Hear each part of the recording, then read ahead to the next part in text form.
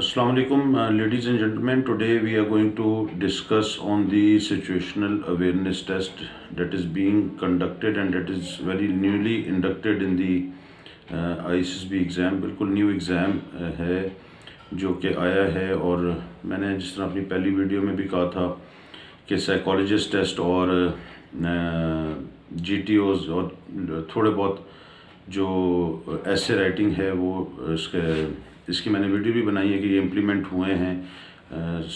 ऐसे टेस्ट जो है ये डिप्टी प्रेसिडेंट के न्यूली टेस्ट एक इंडक्ट हुआ है ISSB में. तो इस अभी आज हम जो बात करेंगे वो बात करेंगे सिचुएशनल अवेयरनेस टेस्ट पे, जो कि एक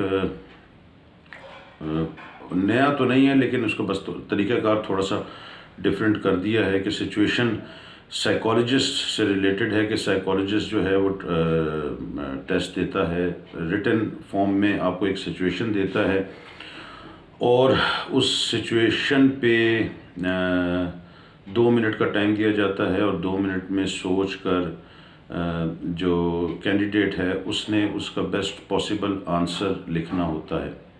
पर्पज़ क्या है इस टेस्ट का? इस टेस्ट का जो पर्पज़ है, मुख्तलिफ़ पर्पज़ हैं. एक तो ये कि जो लोगों की इस वक्त लॉट आ रही है कैंडिडेट की, जो कि कोई बहुत हाई फाई नहीं आ रही और बहुत लो भी नहीं आ रही, एक मीडियोकर किस्म का कैंडिडेट आ रहे हैं. तो मीडियोकर किस्म के जो कैंडिडेट हैं उनके लिए ये टेस्ट रखा गया है कि अपना खुल के बयान कर सकें.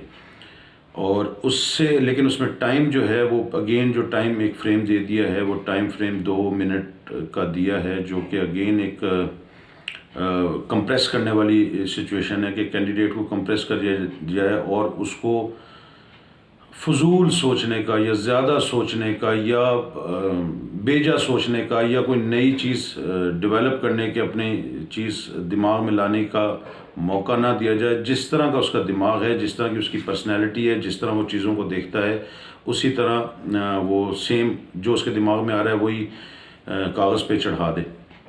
तो इसमें जो पर्पज़ है why this exam is being conducted, ये इसलिए लिया जाता है कि सबसे पहले तो इमोशंस को चेक करते हैं कि जी आपके इमोशंस जो हैं, जो कैंडिडेट के जो जज्बात हैं किसी भी सिचुएशन में, वो क्या रिस्पॉन्स देते हैं या उसकी इमोशनल जो चीज़ें हैं वो उस पर वो किस जगह पे स्टैंड करता है. इसी तरह उसका क्विक रिस्पॉन्स देखा जाता है कि how much he is quick for his क्या कहते हैं रिस्पॉन्स, कि अपना जो रिस्पॉन्स इस पर कोई सिचुएशन दी जाए तो उस सिचुएशन में ये कैसे काम करता है. स्लो रिस्पॉन्सेस वाला बंदा तो नहीं है, या स्लो वाला अगर नहीं है तो कहीं ओवर तो नहीं है. मतलब अगर उसको आम ज़ुबान में आपको दे दिया जाए कि गन हाथ में दे दी जाए कि दुश्मन आए तो फायर करो, तो ये ना हो कि दुश्मन से के पास पहुंचने से पहले ही फायरिंग धड़ाधड़ कर रहा हो और जब दुश्मन तक पहुंचे तो उस वक्त गोलियाँ ख़त्म हो चुकी हों. तो जो है एक हो नेक हो वाला कॉन्सेप्ट है कि अगर जो वक्त पर खेलता है या नहीं खेलता, और खेलता है तो क्या लॉजिकल खेलता है, लॉजिकल खेलता है तो क्या इन दी डायरेक्शन खेलता है या नहीं, या उसकी लॉजिक जो है वो डिफरेंट डायरेक्शन में तो नहीं जा रही. तो इस सिलसिले में सिचुएशनल अवेयरनेस टेस्ट जो है वो साइकोलॉजिस्ट ने का one of the test has been introduced और उसमें वो आपका रिस्पॉन्स चेक करते हैं.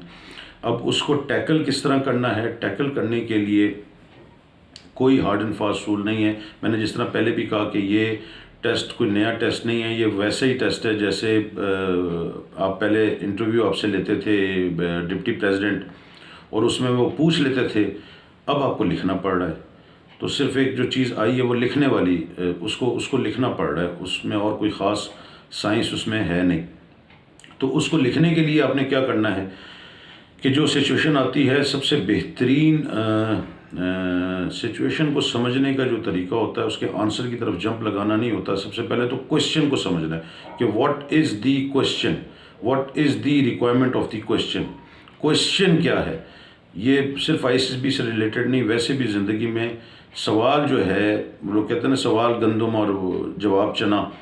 तो जो सवाल पूछा जाए उस सवाल का जवाब दिया जाए. आएँ बाएँ शाएँ इधर उधर राइट लेफ़्ट ऊपर नीचे ये काम करने की ज़रूरत नहीं है. जो सवाल पूछा है, जिस तरह पूछा है, उसका उसी का रिप्लाई चाहिए. और उससे हट के नहीं चाहिए, कोई अपनी थ्योरी नहीं लगानी, कोई अपना जज्बात में नहीं आना कि जी मैं ये कर रहा हूँ और वो कर रहा हूँ, कोई ऐसी चीज़, you don't have to do anything. जो सवाल पूछा है उसका जवाब दें। अब सवाल पूछने में दें, मैंने आपसे पहले कहा कि आपके इमोशंस चेक करें। पॉजिटिविटी तो डेफिनेटली है ही है। पॉजिटिविटी मतलब फॉर एग्जांपल आपको सवाल आ जाए कि जी आपको रोड पर 1 करोड़ रुपया पड़ा हुआ मिल जाए, तो आप उसको क्या करेंगे? अब उसको नेगेटिविटी ये है कि उठा के जेब में डालेंगे और अल्लाह अल्लाह खैर सल्लाह सुकून रखेंगे। और एक है कि उसको कहे कि नहीं जी मैं तो 1 करोड़ रुपया लेके पूरे मोहल्ले में जाऊंगा और हर बंदे को मतलब पाकिस्तान की इकॉनमी चेंज कर दूंगा। ऐसे तो नहीं होगा ना कि आप या अड़ोस पड़ोस में जाके आप 100 200 रुपये बांटेंगे, जी अल्लाह के नाम पे मुझे मिला है, मैं अल्लाह की राह में खर्च कर रहा हूँ। उसका मतलब यू आर टेलिंग लाई, झूठ बोल रहे हैं। कौन ऐसा करेगा? और जो करेगा बड़ा बेवकूफ़ शख्स होगा। और अब दूसरे उसकी पॉजिटिविटी क्या है, उसका नेचुरल रिस्पॉन्स क्या है? नेचुरल रिस्पॉन्स, उसका नेचुरल रिस्पॉन्स ये है कि मैं इसको पता करवाऊंगा कि किसका है, लोगों को कहूँगा, मस्जिद में ऐलान करवाऊंगा, सोशल मीडिया पे दूंगा, कुछ अर्सा अपने पास रखूँगा, वेट करूँगा कोई आता है। उसको ये नहीं बताऊँगा कि भाई आपके पैसे गुमे, बोलूँगा जी निशानी कोई मुझे बताएं जो आपकी चीज़ गुमी है। तो जिसने निशानी बताई, कोई बैग बताया या कोई पैसों के अमाउंट बताए, तो डेफिनेटली मैं उसको वापस कर दूँगा। This is a firm true positive personality, ईमानदार शख्स की अलामत है। और बड़ा अच्छा सा सीधा सा रिस्पॉन्स है। बेईमान आदमी होगा कि जेब में डाल लूँगा, मैं जी पिकनिक पे चला जाऊँगा, मैं हज पे चोरी के पैसों से चला जाऊँगा। तो एक तो ये हो जाएगा। अब क्या है, फॉर एग्जांपल अब वो इसी पे कहते हैं, आगे रिस्पॉन्स में आता है या इसी में होता है कि अगर 1 महीने तक भी नहीं आपको बंदा आता, 2 महीने तक नहीं आता, जब 2 महीने तक नहीं आता तो फिर डेफिनेटली मैं खुद रख लूँगा, because I have tried my level best to get the person who is the owner of the and who has who was having the custody of this amount, वो अभी नहीं मिल रहा, तो now I should get back। और मुझे अब क्या ज़रूरत पड़ी कि मैं पूरे मोहल्ले में ऐलान करवाता फिरूँ कि भाई क्या करना है। तो ये और ये नेचुरल रिस्पॉन्स है। आप अपने आप को उस जगह पे ला के रखें कि वेयर आई एम स्टैंडिंग, भाई मुझे अगर ये चीज़ होगी तो मैं क्या करूँगा। इसी तरह आजकल एक सिचुएशन आ रही है जिस तरह कि आप मोटरवे पे या रोड पे जा रहे हैं और 120-160 किलोमीटर की रफ्तार से आपकी गाड़ी जा रही है और ब्रेकें फेल हो गई हैं, तो उसको क्या करेंगे आप? उसको यही करेंगे ना कि उस गाड़ी को रोकने की कोशिश करेंगे एज़ फार एज़ पॉसिबल, जो गाड़ी को मैं रोक सकूं। ये नहीं है कि मैं अगर मोटरवे पे जा रहा हूँ तो कभी इस फुटपाथ पर टक्कर मारूंगा, कभी इस फुटपाथ पर टक्कर मारूंगा, या कोई अगली गाड़ी को जाके टक्कर मार के उसको मैं रोकूंगा, या मैं खड्डे में गिरा दूंगा। ये बड़ी नेगेटिविटी है। और पॉजिटिविटी, ओवर पॉजिटिविटी क्या है कि जी मैं बाहर लटक के कोई टायर में क्या कहते हैं रॉड है वो मारूंगा, बेवकूफ़ों वाली बात है। उसको रोकने का तरीका है, आपके पास अगर पैसेंजर भी मिलते हैं अंदर, तो पैसेंजर को यूटिलाइज़ करें कि बंदे का दिमाग होश ठिकाने में है। उस पैसेंजर से लेट सपोज अगर पैसेंजर कोई बैठे हैं या कोई जानने वाले घर वाले बैठे, तो उनसे कहें कि शीशों से बाहर निकल के इशारा करें गाड़ियों को कि दूर रहें, डबल लाइट ऑन करूँगा, गियर में है उसके गियर आहिस्ता आहिस्ता आहिस्ता आहिस्ता आहिस्ता नीचे करूँगा, साइड पे उसको सेफ लेन में रखूँगा, डबल डिमर दूंगा, इशारे भी करूँगा हाथों से, और फिर जैसे ही उसको बड़े गियर में लाने की कोशिश करूँगा, बड़े गियर में जब आता है तो फिर Aahista Aahista hand brake apply करके गाड़ी को सेफली रोकूँगा। बिकॉज ये एक अच्छी खूबसूरत बात है कि जी कि बंदा अक्ल शऊर रखता है। इसी तरह कोई अगर आ जाता है, और नेचुरल रहें, मतलब गाड़ी अगर आप अल्लाह ना करे ब्रेक फेल हो जाए, आप उसको सेफ एंड साउंड रखने की कोशिश करेंगे, या नहीं ना कि आप कलमा पढ़ के बोलेंगे जी अल्लाह के हवाले और चलो जी टक्कर मारो, 4 बंदे और मारो और मैं भी मर जाता हूँ।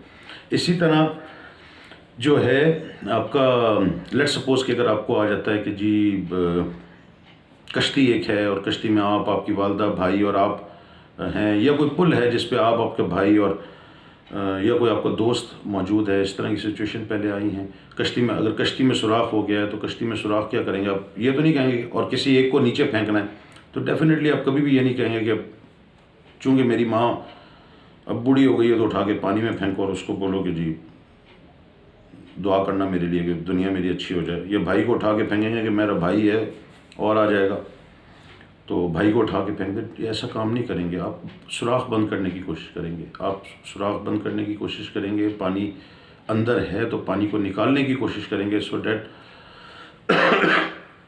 आप और आपकी फैमिली सारे के सारे क्या कहते हैं सेफ रहें। तो कहने का मतलब है कि इस तरह की सिचुएशन जो भी आती हैं उसमें अपने नेचुरल रहना है। मतलब नेचुरल में कभी आप अपने भाई या बहन को या माँ को उठा के पानी में नहीं फेंकेंगे, गाड़ी की टक्करें नहीं मारेंगे। पैसा मिल गया तो आप सांप बन के बैठ रहे हैं उस पर, तो फिर तो नेगेटिव पर्सनैलिटी है। लेकिन आप उसको लॉजिकल तरीके से उसके अपने बंदे तक पहुँचाएँगे। इसी तरह जितनी भी सिचुएशन आती हैं वो सारी सिचुएशन आपके इमोशंस को चेक करने, आपके जज्बात को, आपके रिस्पॉन्स को चेक करने के लिए। लिखते वक्त अब आप देखेंगे वो आपके 3 मिनट 2 मिनट की आपको सिचुएशन दे रहे हैं। 2 मिनट की सिचुएशन में बग ना करें पूरा पेज लिख के जीटी साइकोलॉजिस्ट को, कि साइकोलॉजिस्ट देखते ही क्या कि यार कौन पता नहीं क्या स्टोरी लिखी है। और जितना ज़्यादा लिखेंगे उतना गलती के चांसेस भी ज़्यादा हैं। तो हम उतना ही लिखें जितना हम टू दी पॉइंट, जब हमने टू दी पॉइंट लिखनी, बात जो टू दी पॉइंट करते हैं वो बात करते ही कम है।